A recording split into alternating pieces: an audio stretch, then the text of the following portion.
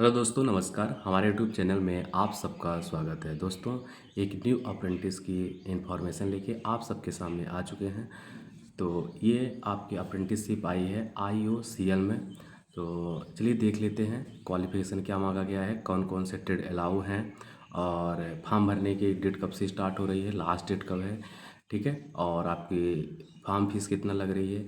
इन सब पॉइंट्स पे इस वीडियो के माध्यम से आपको इन्फॉर्मेशन दी जाएगी। तो IOCL IOCL का पूरा नाम क्या होता है? इंडियन ऑयल कॉरपोरेशन लिमिटेड, है ना। अब आगे चल के देख लेते हैं इसका एडवर्टाइजमेंट नंबर क्या है। IOCL/MKTG/NR/AP/PR/2025-26/1। पोस्ट नेम मतलब आपका किस पोस्ट में होगा, तो ट्रेड अप्रेंटिसशिप में होगा, ठीक है। टोटल पोस्ट कितनी हैं, तो टोटल पोस्ट 100 हैं। और फिर इसके बाद स्टाइपेंड आपको कितना मिलेगा, तो एज पर अप्रेंटिसशिप रूल्स, है ना। अप्रेंटिसशिप रूल्स के अकॉर्डिंग जितना आपको गवर्नमेंट अप्रेंटिसशिप में सैलरी मिलती है स्टाइपेंड उतना ही मिलेगा। फिर क्वालिफिकेशन क्या मांगा गया है, तो क्वालिफिकेशन आपका ITI कंप्लीट रहना चाहिए, ठीक है। मतलब कि जो अभी अभी स्टूडेंट्स कंप्लीट किए हैं उनके लिए बहुत ही बेस्ट ऑप्शन रहेगा, ठीक है। और जो अपेयरिंग वाले स्टूडेंट हैं जैसे सेकेंड ईयर में हैं, वो इस फॉर्म अप्रेंटिसशिप में फॉर्म अप्लाई नहीं कर पाएंगे। इसके बाद फॉर्म भरने की स्टार्टिंग डेट कब से है, तो 12 सितंबर 2025, है ना, मतलब चालू हो गई है। तो आप जिनको अप्रेंटिसशिप करनी है IOCL से, ठीक है, तो आप बिल्कुल फॉर्म अप्लाई कर दीजिए। फिर इसके बाद लास्ट डेट की बात करें तो लास्ट डेट कब है, 11 अक्टूबर है। और एप्लीकेशन मोड क्या रहेगा, मतलब फॉर्म भरने की प्रोसेस कैसे रहेगी, तो ऑनलाइन रहेगी, ठीक है। आपको ऑफिशियल वेबसाइट कहाँ है, कहाँ जाके फॉर्म को फिलअप करना है, तो IOCL.com है ना, यहाँ पे जाके ऑफिशियल वेबसाइट पे जाके विजिट करके आप अच्छे से फॉर्म फिलअप कर सकते हैं।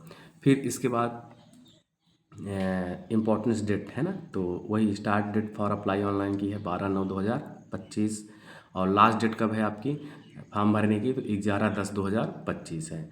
फिर इसके बाद एप्लीकेशन फ़ीस की बात कर लेते हैं। तो application fees all category nil, है ना, चाहे मतलब कि सभी पूरे कैटेगरी की फ़ीस क्या है, एक भी रुपया नहीं है ना। मतलब अब अगर अभी फॉर्म अपने से आप अप्लाई कर लेते हो तो एक भी नहीं लगेगा। अगर आप ऑनलाइन दुकान कैफ़े वगैरह में जा रहे हो तो आपको 50 रुपये तक चार्जिंग, है ना, वो लोग ले सकते हैं, ठीक है। चलिए आगे देख लेते हैं। अगर एज लिमिट की बात करें तो एज कितना मांगा गया है, मिनिमम 18 ईयर्स होनी चाहिए आपकी और मैक्सिमम 24 ईयर्स। और इसके बाद जो ST SC OBC कैटेगरी में आते हैं तो उनको एज रिलैक्सेशन, है ना, मिल सकता है। वो ऑफिशियल वेबसाइट में जाके विजिट कर लीजिए और वहाँ पे देख सकते हैं आप। इसके बाद आगे बात करें स्टाइपेंड कितना मिलेगा, है ना, तो स्टाइपेंड आपको ही अप्रेंटिसशिप एक्ट 1961/1973 के अकॉर्डिंग, है ना, जितना पेमेंट स्टाइपेंड रहता है आपको उतना ही मिलेगा, ठीक है। आप सिलेक्शन प्रोसेस की बात कर लें तो सिलेक्शन प्रोसेस में, है ना, there will be no written test and interview, मतलब कोई रिटन टेस्ट और इंटरव्यू आपका नहीं होगा। मतलब मेरिट बेस से ही, है ना, मैक्सिमम जो अप्रेंटिसशिप होती हैं तो आपके मेरिट बेस से ही, ठीक है, होता है। अब और आगे बात कर लेते हैं कि इसमें जैसे क्वालिफिकेशन क्या मांगा गया है, तो जैसे इसमें ट्रेड अप्रेंटिस फिटर वालों के लिए matric with regular full time 2 years ITI fitter course, मतलब आपका 10th कंप्लीट रहना चाहिए और 10th के साथ साथ 2 ईयर की जो आपकी फिटर ट्रेड से ITI है वो भी रेगुलर बेस में कंप्लीट रहनी चाहिए, ठीक है। फिर इलेक्ट्रीशियन ट्रेड की बात करें तो वही सेम है ना, मतलब 10th कंप्लीट रहना चाहिए और उसके साथ साथ आपकी ITI कंप्लीट रहनी चाहिए। आप चाहे NCVT से हो चाहे SCVT से, है ना, दोनों लोग फॉर्म अप्लाई कर सकते हैं, ठीक है।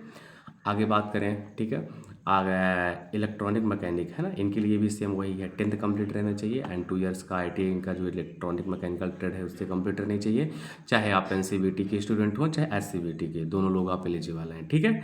अगला नंबर जैसे इंस्ट्रूमेंट मैकेनिक, तो इंस्ट्रूमेंट मैकेनिक में भी, है ना, matric with regular full time 2 years, मतलब ITI इंस्ट्रूमेंट मैकेनिक, ठीक है। तो मतलब आपका 10th कंप्लीट रहना चाहिए और इसके साथ साथ 2 ईयर्स की जो ITI है। और आपका ये जो चाहे आप NCVT के स्टूडेंट हो चाहे SCVT के। फिर आगे मशीनिस्ट, तो मशीनिस्ट ट्रेड में भी सेम प्रोसेस है, ठीक है। तो आप लोग जो इनमें एलिजिबल हैं तो फॉर्म को ज़रूर अप्लाई करिए और बहुत ही बेस्ट, है ना, रहेगा। अगर आपका यहाँ से अप्रेंटिसशिप करते हैं तो बहुत चीज़ आपको सीखने के लिए मिलेगी और आगे इन सेक्टरों में, है ना, बहुत ऐसे वैकेंसी आती हैं कि जो इन्फॉर्मेशन नहीं मिल पाती, लेकिन अगर आप वहाँ अप्रेंटिसशिप करते हैं तो बहुत चीज़ें आपको नॉलेज में आ जाएंगी, ठीक है।